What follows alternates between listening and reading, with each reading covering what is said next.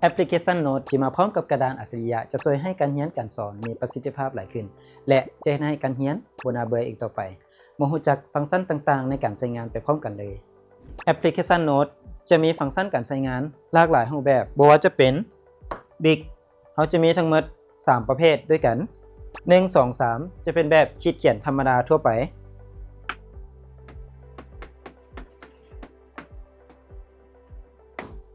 และ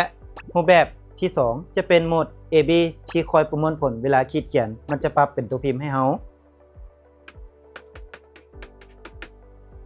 และตัวสุดท้ายจะเป็นโหมด Magic ที่ช่วยค้นหารูปภาพหรือว่ารูปแต้มให้เฮา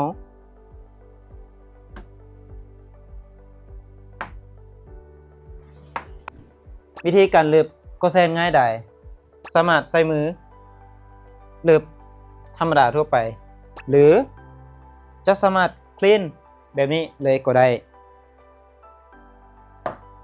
ต่อไปจะเป็นฟังก์ชัน Search ที่ว่าค่อยค้นหาข้อมูลว่าจะเป็นรูปภาพหรือเป็นวิดีโอในอินเทอร์เน็ตถ้าท่านต้องการค้นหารูปภาพสามารถพิมพ์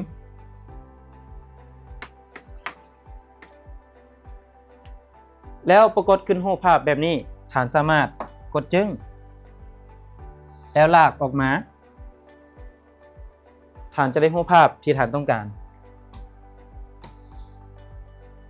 แบบนี้เลย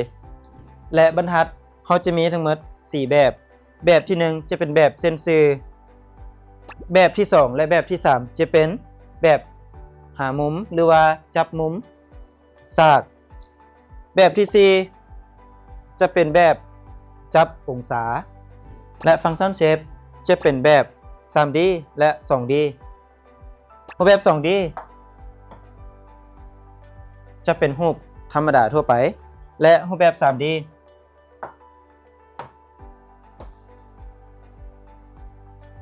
และฟังก์ชัน Partition จะเป็นการแบ่งกระดาน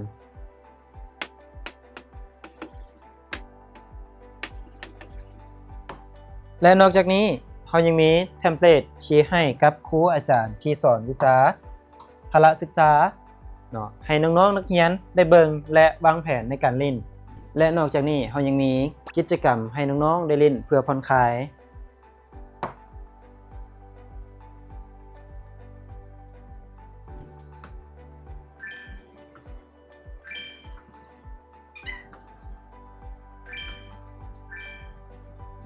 ท่านใดสนใจสามารถติดต่อได้ที่เบอร์ 020-9777-1567 บริษัท Sion Electronics ตัวแทนจำหน่ายแบรนด์ Mac Hub หนึ่งเดียวในประเทศลาว